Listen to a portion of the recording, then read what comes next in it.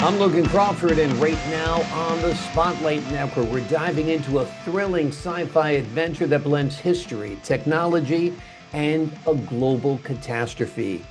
All in the mix, all of it amazing. It's written by one of my favorite guests, one of my favorite authors. His name is Albert L. Clark, and the book he has penned is powerful. It is called Ancient Destiny, Ship. In the book, he crafts a world where the forgotten knowledge of Atlantis, a mysterious spaceship, and a team of brilliant women may be humanity's only hope against a huge asteroid. If you love high-stakes sci-fi, intelligent heroines, and a gripping story rooted in both history and science, this is a book you won't want to miss. We're delighted to have this very talented author join us once again here today on Spotlight. We thank the team at Bookside Press for helping us put him in the spotlight today. And we ask viewers like you to support authors like him by subscribing to our channel and by purchasing his amazing book. The links are below this interview. And be sure to download the Spotlight Network TV app streaming on Roku, Apple TV, and Amazon Fire TV. Albert, thank you so much for joining us here today on Spotlight. Look, good to talk with you again. Wonderful to have you on the show. Always, you're one of my favorite guests, no doubt. You have a background in military technology. Tell us how this helped craft this book, how it influenced the story.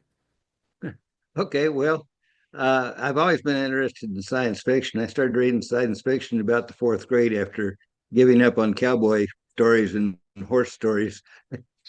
So I started reading science fiction, and I just sort of ran out of science fiction that I liked. I don't like Dungeons and Dragons type science fiction stories, so I decided to write a science fiction story based on science. Well, my background is for 10 years during the Reagan administration, actually starting with President Carter. I worked research and development on a pretty wide basis. I would travel for a week to one of the development programs and lay out a schedule, a 20 or 30-year schedule for developing a new weapon system or space program. And then I'd go away, and a few weeks later, I'd go off again to some mysterious location to help them plan another 20 or 30-year program.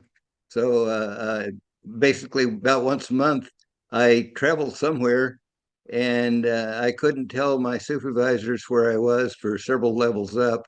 Uh, a general officer in our department would call me up and say, "Go down and pick up your tickets and go where it says and talk to a general when you get there." So I would, and they would tell me after I got there, they'd tell me why I was there and what we were planning on. Mm. So one of the few issues I can talk about is global positioning system. Mhm. When I went to work with them, they had 6 satellites and were out of money. Hmm. So I had to learn what GPS was and then write up a white paper for Congress to get the few $1 billion to put up another 20 satellites. Wow. Amazing. so, Amazing. so That's when the that technology was young. It's developed a lot since then, right? yeah, well, I envisioned in that paper back, well, the original receiver for the GPS would fit on an aircraft carrier, but nothing smaller. Wow. Amazing. It Amazing. wouldn't fit on a destroyer or a battleship. It had to be an aircraft carrier that had lots of deck space. Anyway, in this 30-page paper, I didn't know about cell phones yet because they hadn't been invented. Yeah. But I did envision that you would be able to carry it around like a walkie-talkie, and it would give you your precise location and would allow our close air support airplanes to know exactly where our troops were if they were bombing the bad guys just a few hundred feet away. Hmm. Amazing. So that exact position was very important. However, we didn't want the enemies to have it. So part of my white paper said we'd have two channels. Hmm. One would be used for civilians, and it would eventually get small enough that they would have it, in cars and airplanes and boats and small boats and so forth, where people could know exactly where they were globally within a few feet.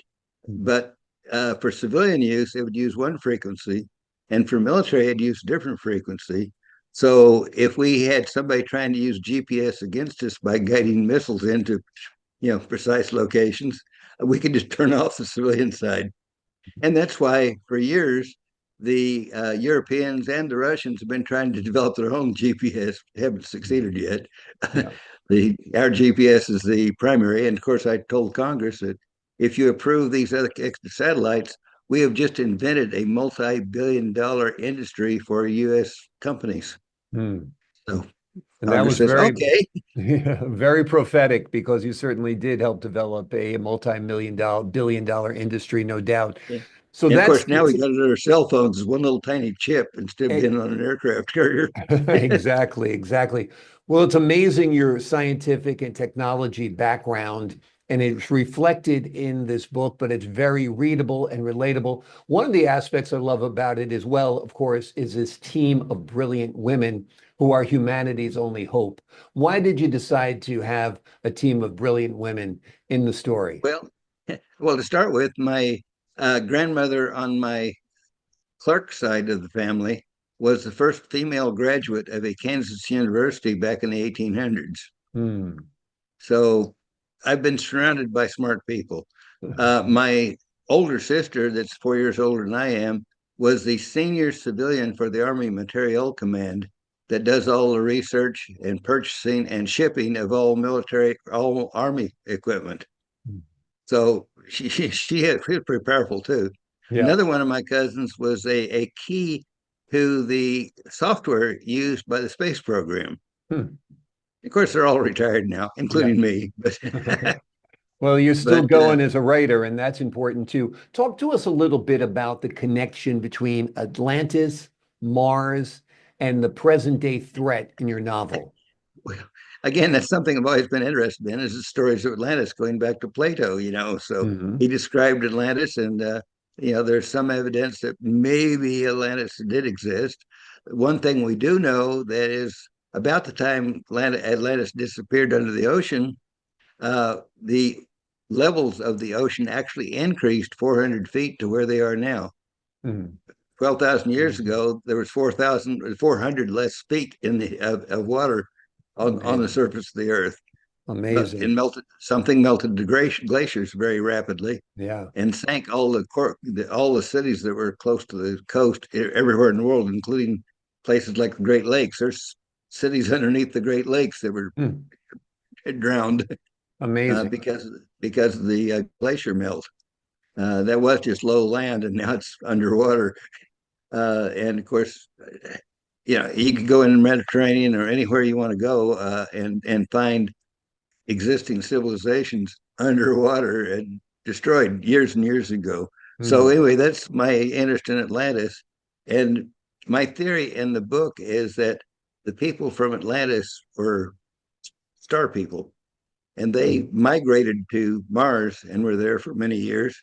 And then they were hit by a giant asteroid that there's a canyon on Mars that's 4,000 miles long and several miles wide that may have been a meteor strike that blew away all their oxygen. Hmm. Anyway, in my book, they escaped to Earth and they created a civilization here on Earth. And then this object is coming back around again. And this time it only melted the glaciers, but the Atlantans said, we're packing up and leaving. So they packed up and left.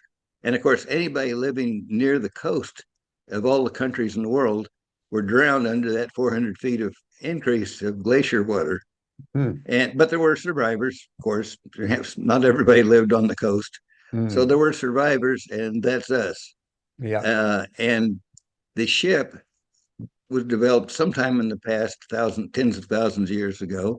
And the ship trained different humans to evacuate Earth because the next time that asteroid comes around, it's going to hit Earth and destroy civilization. Yeah. So the idea is they left the ship behind to train humans to bring up their science capability to where they could evacuate at least some people off to other planets. That leaves me with several problems. One is, according to one of Einstein's theories, which they always claim is the law, is that nothing can exceed the speed of light. Hmm. Well, he's got different theories too, but they're not as popular. But E equals mc squared is where you get the nuclear bomb because you accelerate mass to the speed of light and it changes to energy and causes a huge explosion. Hmm. Um, However, when I was in grade school, my teachers told me that nothing can travel faster than the speed of sound. And Acceleration. and when I started first grade, I was already reading things like science fiction Right. and uh, uh, uh, Popular Science magazine and Popular Mechanics magazine, and I knew that Americans had traveled in the X1 faster than the speed of light, Sound. faster than the speed of sound. Right. Because they So I break the knew, sound barrier, right? yeah, so I knew we could break the sound barrier. Matter of fact, they think that Spitfires in the Battle of Great Britain with the Germans, they think some Spitfires broke the speed of sound. Wow. So anyway, I know that's not a law because obviously we have airliners that can fly two or three times the speed of sound, Wow. and fighter jets. We've exceeded six times the speed of sound, and we were working on hyperplanes that'll travel 10 or 15 times the speed of sound. So anyway, the next step is speed of light. Hmm. And astronomers have been looking off with our space telescopes way off in the distance. They have found galaxies that apparently are moving faster than the speed of light Hmm. because they took pictures of them years ago.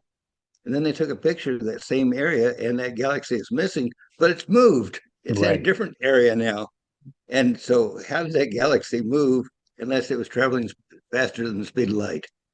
Yeah. Amazing. Amazing. Great science behind this novel, as I mentioned. Do you think an extinction level asteroid event, like you have in your book, is a real threat to our Earth? Yes, but I don't know when.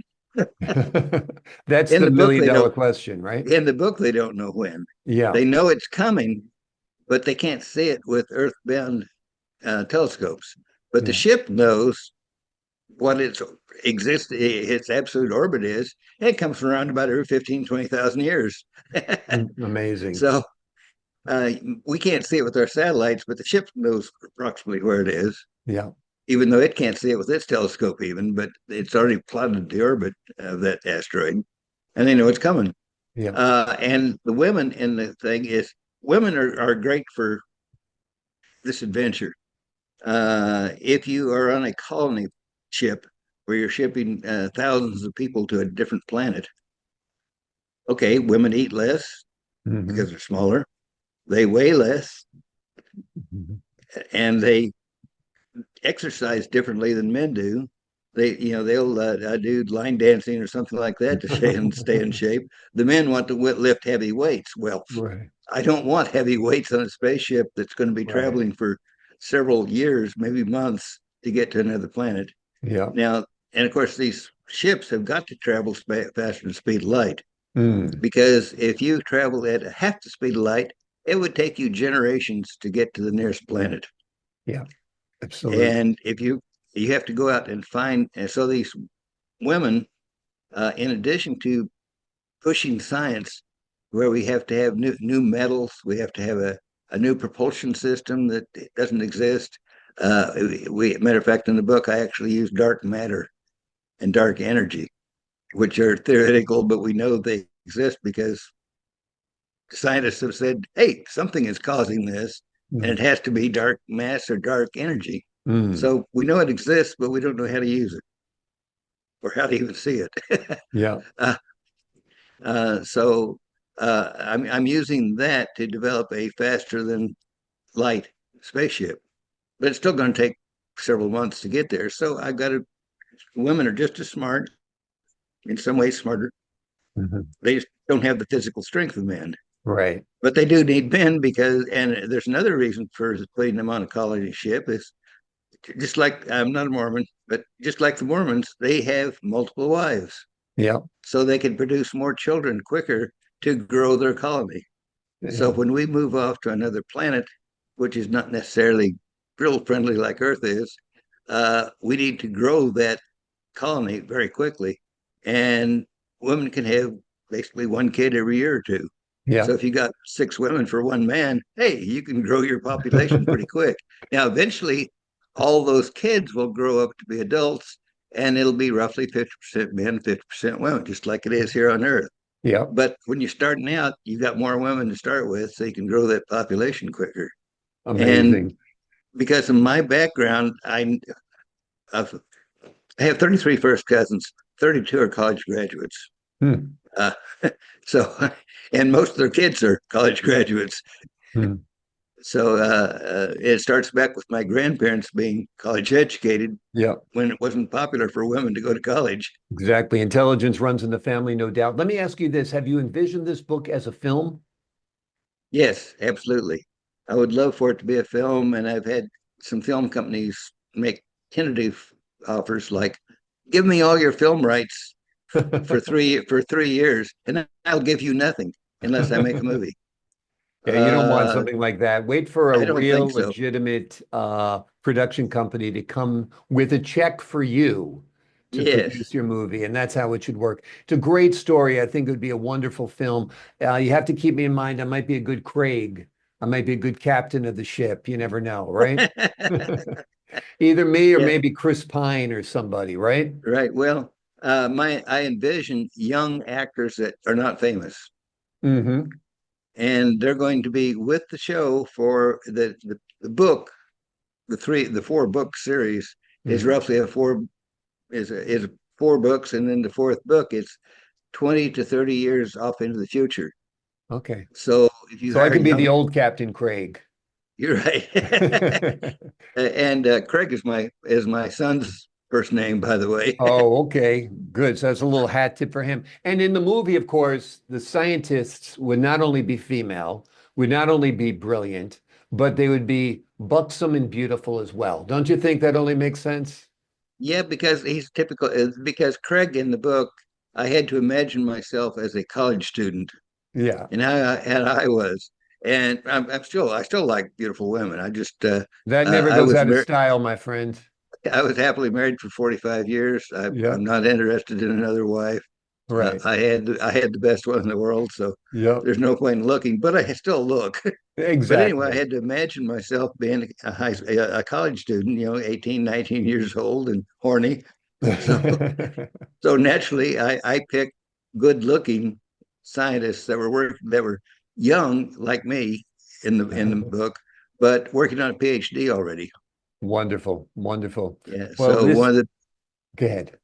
so one of the issues is, okay, what kind of backgrounds do these women need Mhm. to be able to go off and explore other planets and determine whether they're suitable for human occupation or not, while also back on Earth trying to promote science to bring people up to the point they can evacuate to these other planets. Right.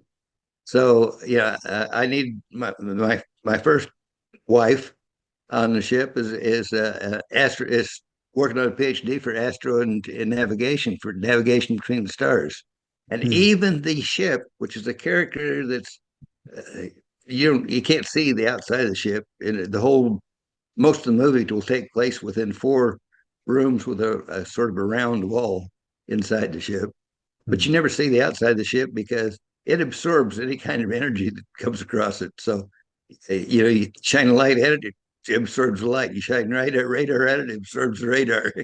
You set off a bomb nearby, it absorbs the energy. Wow. Great. Well, you So, put your mind to work in coming up with these great technological advancements for the story. The name of the book, folks, is Ancient Destiny Ship. It's one of a 4-part series. It's an excellent book. You will love it. It crafts a world where the forgotten knowledge of Atlantis, a mysterious spaceship, and a team of brilliant women may be humanity's only hope against an extinction level asteroid. If you love high stakes sci fi, intelligent heroines, and a gripping story rooted in both history and science, this is a book you absolutely want to pick up. The link is below the interview. Albert, thank you so much for joining me here today on Spotlight.